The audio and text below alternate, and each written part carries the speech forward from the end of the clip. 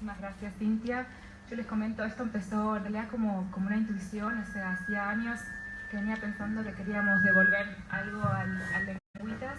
Entonces te escucha bien ahí. Está acoplando por ahí el otro mejor, ¿no? A ver. Perdón, problemas técnicos. Ahí mejor estamos. ahí. Mejor. Y bueno, Leo siempre se le dio muy bien escribir y hace unos años cuando le dieron el premio yo dije, este es el momento, hay que intentar volver a presentarlo porque si no fuera por el Lengüitas no hubiera sido posible y bueno, surgió así como una idea y me recuerdo que en abril se lo comenté a Cintia creyendo que bueno, que quizás se acordaran de nuestros nombres, quizás no, y la respuesta fue muy positiva, así que parece mentira que se está concretando ahora. Son muchas emociones porque hacía mucho que no estaba en la Argentina y volver al lugar donde pasé 19 años me genera muchas emociones y bueno, estar con todos ustedes y con mi hermano que tampoco veo tan seguido es muy especial. Así que no, muchísimas gracias y bueno, esperemos no defraudar.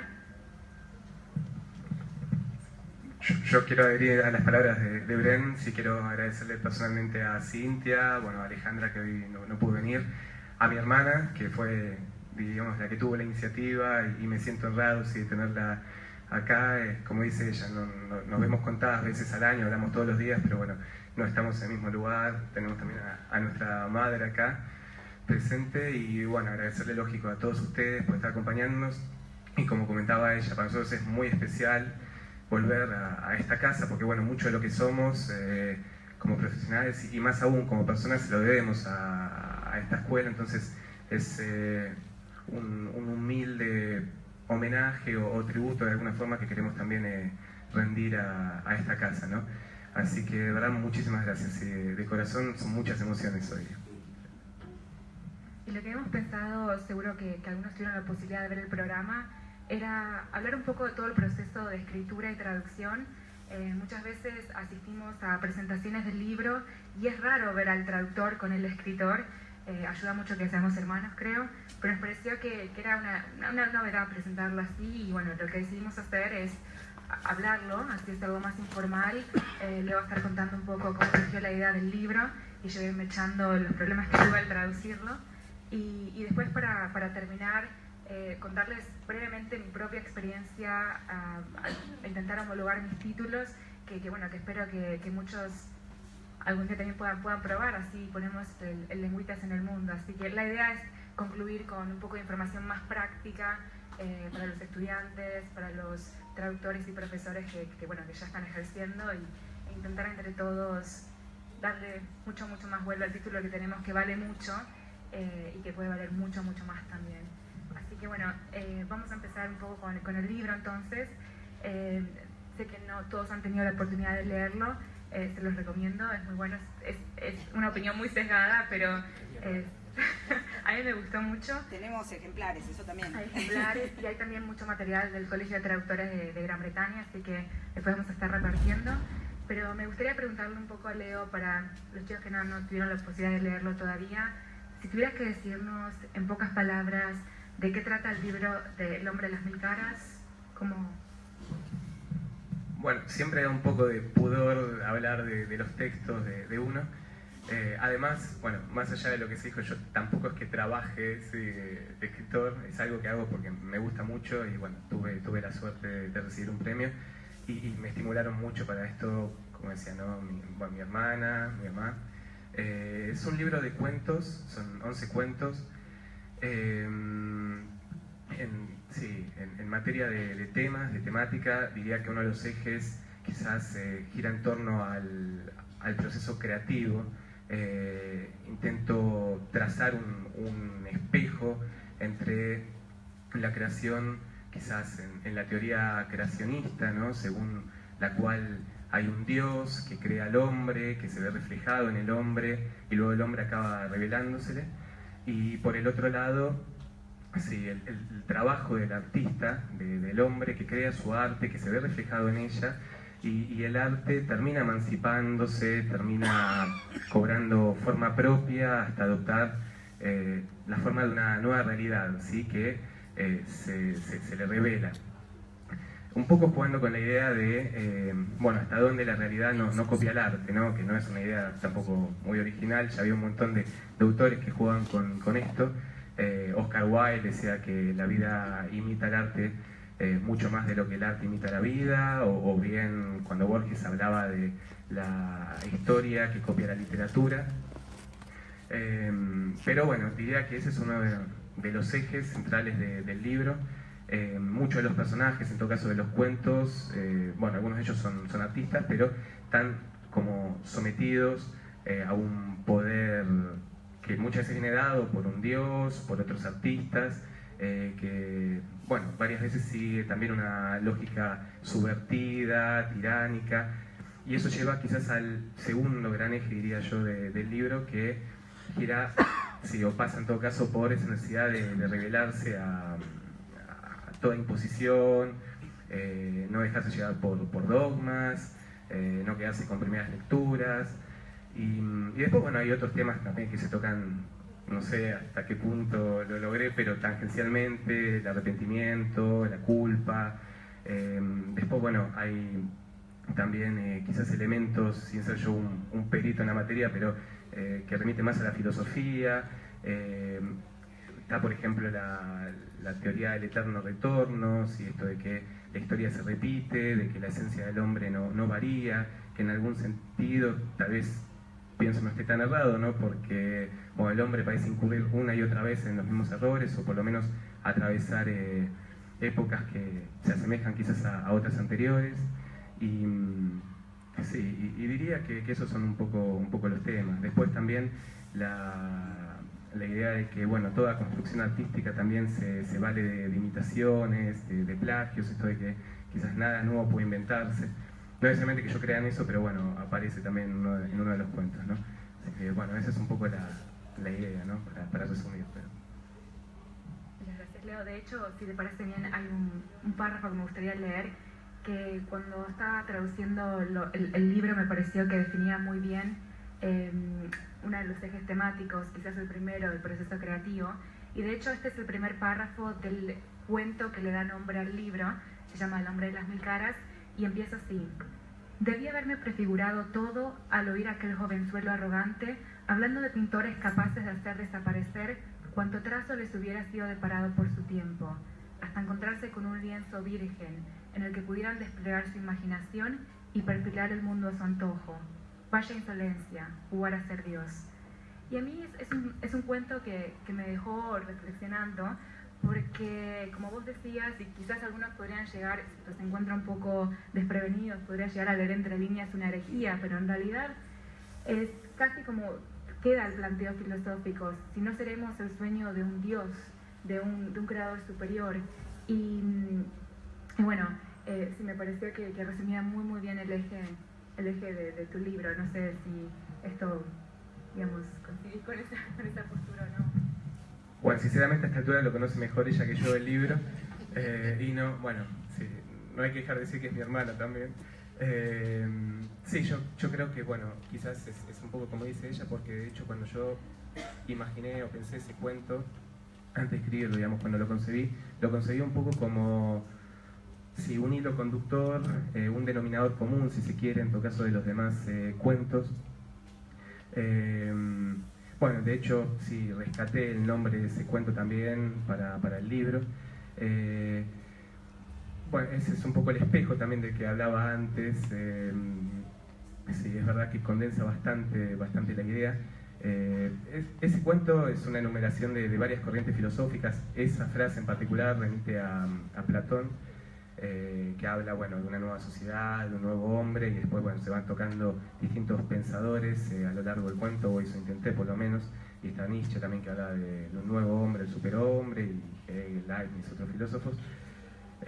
Y bueno, es cierto que en lo que va, referente a lo que decía también Bren, mi principal referente literario es Borges.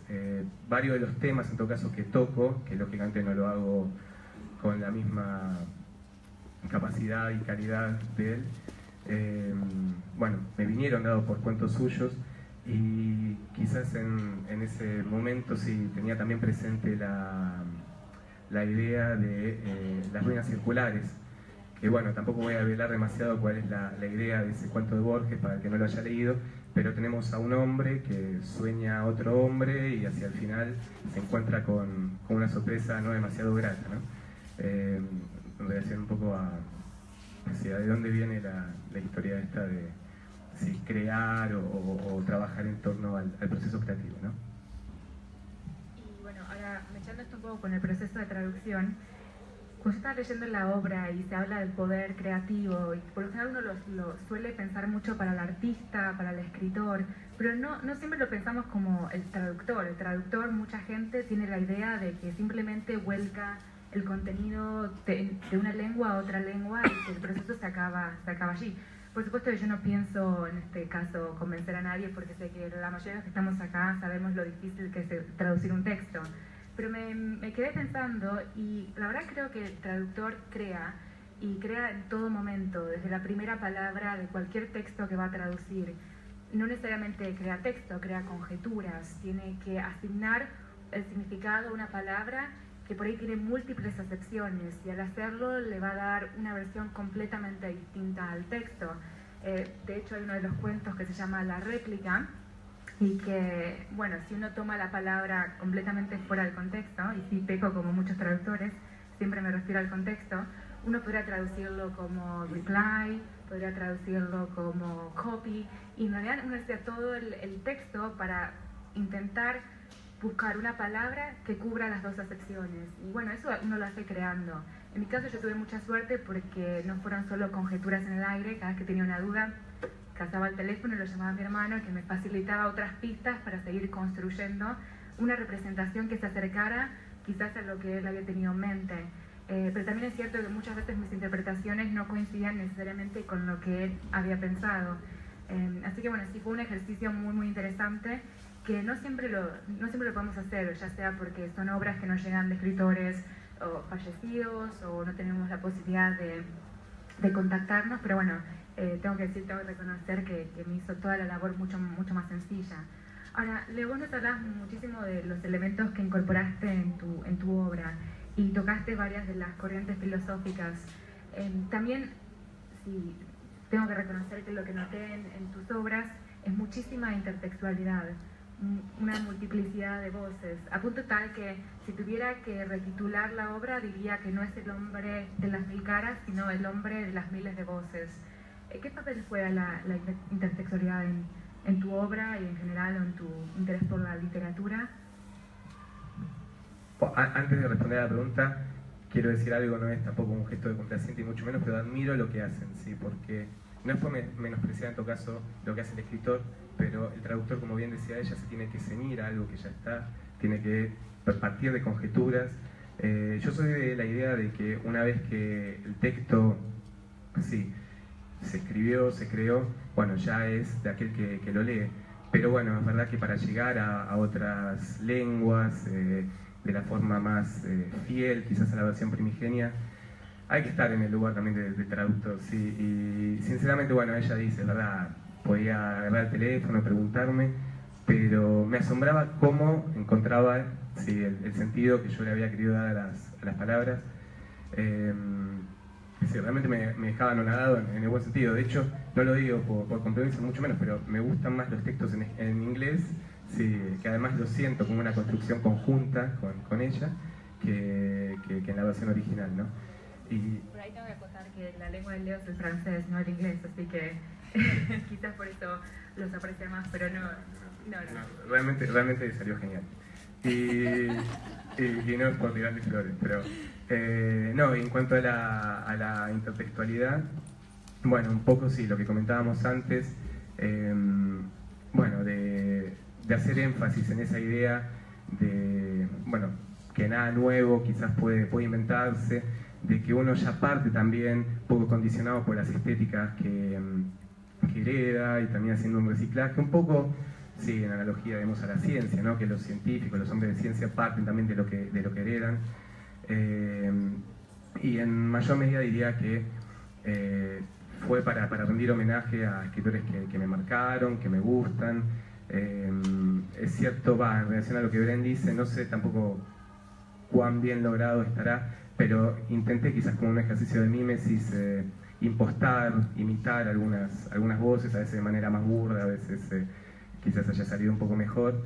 Pero bueno, por ejemplo, hay un cuento que se llama El tren, ahí la técnica de diálogo, por ejemplo, es la de Saramago, y en ese cuento, sin ir más lejos, tomo un personaje bastante conocido, digamos, que es el protagonista del túnel de Sábato, Castel, y es como que lo extrapolo, ¿no?, a otra situación, otro estado situacional, otro contexto.